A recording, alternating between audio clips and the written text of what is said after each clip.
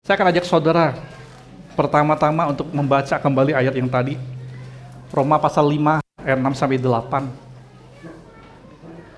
Saya ajak kita bersama-sama baca ini, saudara. Roma pasal 5 ayat 6 sampai 8. Di depan ada.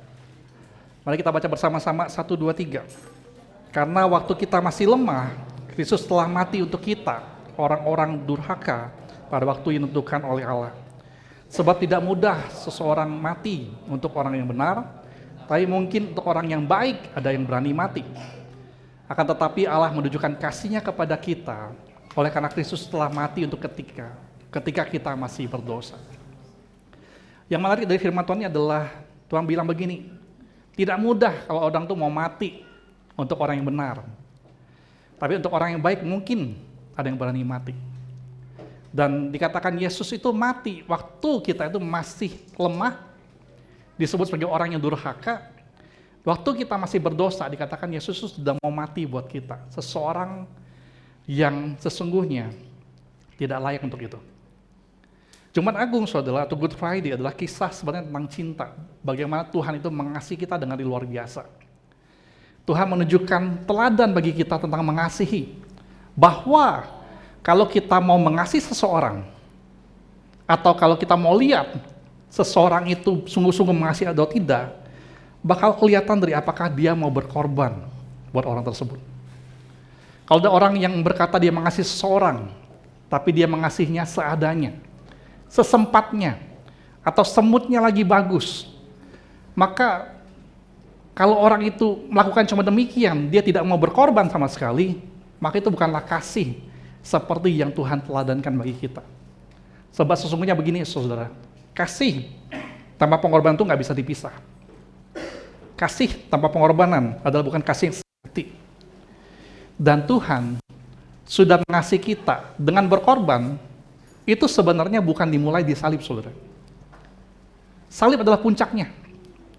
Tapi seperti firman Tuhan tadi berkata, Tuhan mulai mengasihi kita dengan berkorban waktu kita itu memang tidak layak dikasihi. Waktu kita masih berdosa dan terus berdosa. Waktu kita masih lemah dan terus lemah. Tuhan sudah mengasihi kita terus sampai hari ini. Amin? Amin? Mengasihi orang yang layak dikasih itu gampang. Mengasihi orang yang baik dan ramah kepada kita itu nggak sulit. Tapi bayangkan kalau kita harus mengasihi seseorang yang bagi kita benar-benar gak layak untuk kita kasihi.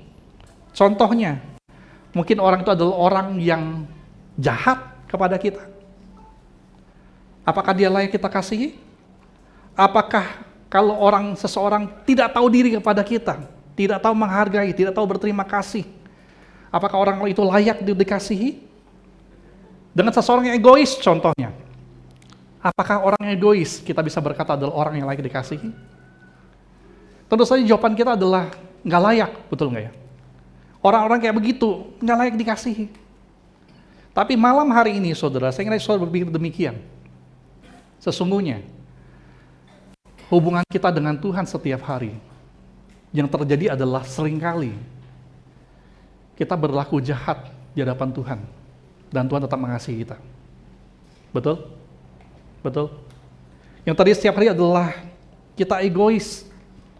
Kita nggak layak dikasihi, tetapi Tuhan tetap mengasihi kita. Yang terjadi setiap hari adalah kita nggak tahu diri, tetapi Tuhan tetap terus mengasihi kita. Dan kita perlu bersyukur mengapa dia melakukannya. Karena ini teladannya buat kita. Bahwa Tuhan itu tidak pernah menunggu dulu kita sempurna dulu baru dia kasih kita. Tapi Tuhan berkata, seperti firman Tuhan tadi berkata, waktu kita masih lemah dan terus lemah, waktu kita masih berdosa, dan mungkin hari ini kita terus berdosa, Tuhan dikatakan tetap mengasihi kita. Dan sesungguhnya memang kita tidak bakal pernah layak. Betul? untuk datang kepada Tuhan, menerima kasih Tuhan. Kita ini nggak pernah layak. Saudara setuju? Setuju? Kalau setuju angkat tangan. Untuk setiap kita yang tidak pernah merasa layak, saudara perlu tahu, kita ini dikasihi Tuhan. Untuk mengenai Tuhan apalagi? Saya, kita semua, kita nggak bakal pernah layak. Kadang-kadang jemaat ditanya, ayo ikut pelayanan, nantilah, aku belum siap. Yang seringkali mengartikan bahwa, oh saya nggak pelayanan karena nantilah, saya masih banyak lakukan dosa ini, masih banyak lakukan dosa itu. Saya belum siap. Tapi tahukah saudara sebenarnya, kalau kita merasa kita nggak siap, kalau kita merasa kita tidak pernah layak, itulah yang betul. Ngomong dulu karena kiri saudara, katakan itulah yang betul. Tapi kalau kita berani datang sama Tuhan, kalau berkata aku layak, aku hebat, itu nggak benar. Itu sama sekali nggak betul. Dan Tuhan yang mengasihi kita dengan cara yang luar biasa ini, saudara. Apa yang kita bisa lakukan sebagai anaknya, sebagai pengikutnya, apa yang kita bisa lakukan untuk respon pada dia? Yang pertama, mari kita teladani Tuhan. Dan ini ada sebuah ayat yang menarik. 1 Yohanes pasal 4 ayat 10-11. Kita baca sama-sama di depan ada 1, 2, 3. Saudara-saudaraku yang kekasih, jika Allah sedemikian mengasihi kita, maka haruslah kita juga saling mengasihi. Tidak ada seorang pun yang pernah melihat Allah. Jika kita saling mengasihi, Allah tetap di dalam kita dan kasih-Nya sempurna di dalam kita. Saudara perhatikan ini menarik sekali. Tuhan bilang begini, kalau kamu sudah sadar bahwa Tuhan Allah itu sedemikian mengasihi kita, maka Tuhan tidak berkata, balas kasih aku. Tuhan nggak bilang begitu. Tuhan bilang, kalau kamu sudah sadar, saudara-saudara yang kasih, kalau Allah sedemikian mengasihi kita, maka haruslah kamu apa? Harus apa? Saling mengasihi. Dan ayat berikutnya berkata begini, nggak ada seorang pun pernah lihat Tuhan soalnya. Kalau kita mau balas Tuhan, Tuhan tuh nggak kelihatan. Betul? Tapi ngomong sama kanan kiri saudara malam hari ini. Ngomong ini. Ngomong. Betul ya? Gerejanya kelihatan. Ketok. Betul? Ayo, yang di belakang. Ketok lagi ngomong. Satu lagi. Anak Tuhan kelihatan. Betul? Karena itu Tuhan berkata demikian. Tuhan nggak kelihatan. Karena itu kalau kamu mengasihi Tuhan, kamu teladani Dia dengan cara apa? Kasihi gereja Tuhan yang kelihatan. Kasih sesama anak Tuhan yang kelihatan. Saya udah pernah berkata, cara kita mengasihi Tuhan adalah by love God, love church, love people. Kamu mengasihi Tuhan, cintai gereja Tuhan yang kelihatan. Kamu cintai orang-orang yang kelihatan. Dan firman Tuhan berkata itu dimulai daripada sesama saudara seiman dulu. Kadangkala sedih melihat banyak orang Kristen di luar sana sangat baik kepada sosialnya, tetapi dengan sesama anak Tuhan lebih nggak peduli. Tuhan bilang begini, kalau kamu kasihi Tuhan, kasihlah. Mulai daripada gereja Tuhan yang kelihatan, sesama anak Tuhan kelihatan, itulah cara kita meneladani Dia yang berkata, aku udah merasakan kasih Tuhan yang besar itu. Teladani Dia. Yang kedua, beri yang terbaik kepada Tuhan. Saudara perlu tahu, saudara, satu hal penting yang seringkali tidak pernah diajarkan di sekolah minggu. Bahwa sesungguhnya Tuhan tidak pernah tidak punya pilihan selain menyelamatkan kita. Tuhan selalu punya pilihan untuk sekedar berkata, oke, semua manusia berdosa, aku benci mereka. Aku hukum mereka. Tuhan selalu punya pilihan itu, saudara. Tuhan bisa mengambil itu. Tuhan sesungguhnya tidak pernah punya kewajiban harus selamatkan kita. Nggak pernah. Dia bisa pilih Oh, planet bumi semua udah hancur. Hancurin deh satu planet bumi, bikin lagi planet yang baru. Dia bisa lakukan, saudara. Betul? Tetapi mengapa dia tidak lakukan? Karena dia tahu betul begini. Tuhan tahu mengasihi adalah memberi yang terbaik. Dan Tuhan tahu cara dia memberi yang terbaik adalah lewat salib, lewat pengorbanan. Melihat salib harusnya bakal membuat kita selalu sadar bahwa Tuhan tidak pernah memberi kepada kita yang biasa-biasa saja. Tuhan selalu memberikan pada kita yang terbaik. Amin. Kalau kamu sedang ragu dengan hidup kau, apakah Tuhan baik? Apakah Tuhan ingat dengan aku? Apakah semua kegagalan yang baru-baru ini aku lewatin itu karena Tuhan tidak peduli? Karena Tuhan tidak jaga? Saudara, saya berharap malam hari ini saudara lihat salib. Dan saudara bakal ingat, Tuhan bakal selalu memberikan yang terbaik kepada kita, bahkan dengan pengorbanan, karena Dia mengasihi kita. Amin? Jadi pertanyaan adalah sekarang tinggal kita. Kalau Tuhan terus beri kepada kita yang terbaik, sudahkah kita juga memberi yang terbaik kepada Tuhan? Waktu kita memberi waktu kita, dana kita, tenaga kita, sudahkah kita memberi yang terbaik kepada Tuhan? Apakah kita, contohnya ibadah minggu, kita hadiri dengan berkorban, atau cuma kalau sesempatnya aja? Apakah pelayanan kita lakukan dengan berkorban, atau cuma sekedar waktu kita lagi mood saja? Kalau kita lagi nggak mood, gak usah pelayanan deh. Apakah kita memberi persembahan dengan berkorban, atau seadanya saja? Padahal Tuhan memberi kita pola, bahwa Dia memberikan pada kita yang terbaik. Dan Tuhan berkata juga, Roma 12, Tuhan berkata, aku bukan pengen sekedar waktu kamu, bukan cuma pengen sebagian waktu, sebagian uang, atau sebagian tenagamu. Yang kita harus beri kepada Tuhan adalah apa? Seluruh hidup kita. Betul? Tapi ini rahasia saudara, saudara perlu tahu.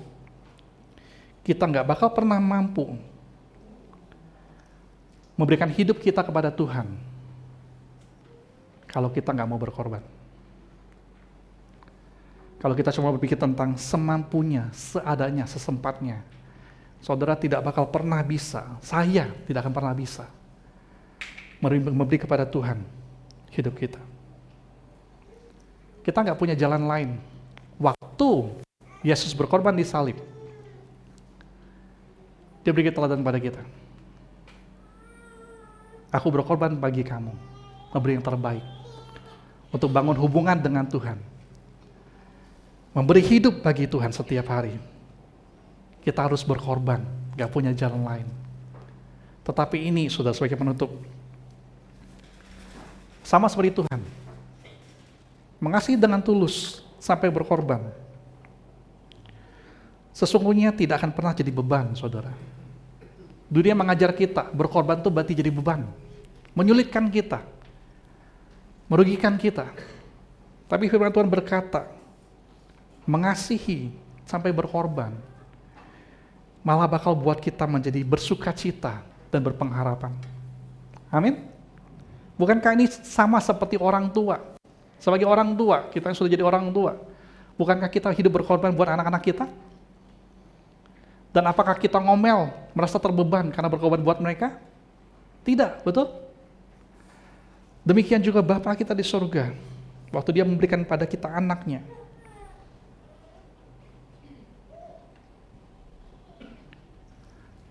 Dia memberikan pada kita yang terbaik.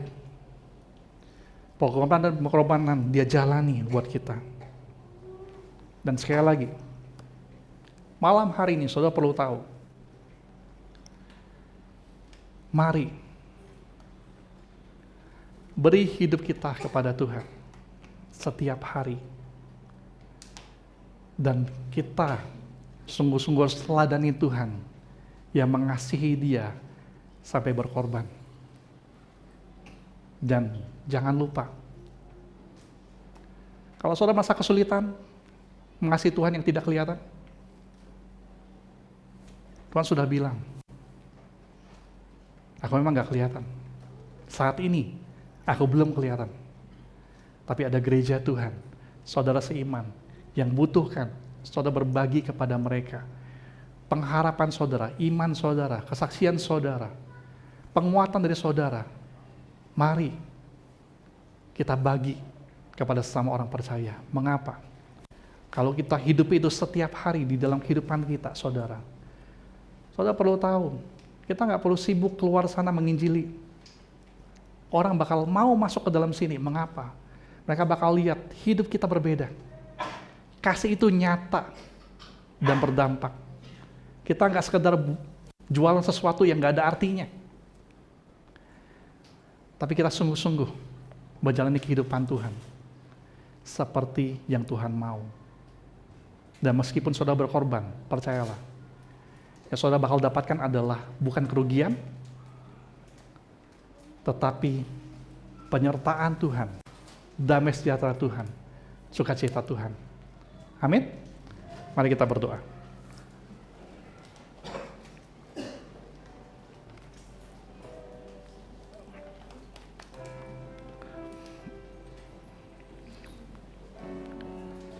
Tuhan, biarlah kata berkorban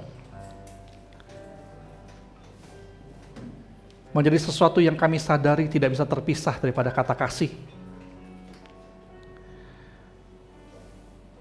Dan pengorbanan Tuhan diberikan kepada kami sebagai teladan untuk kami juga lakukan kepada satu sama lain.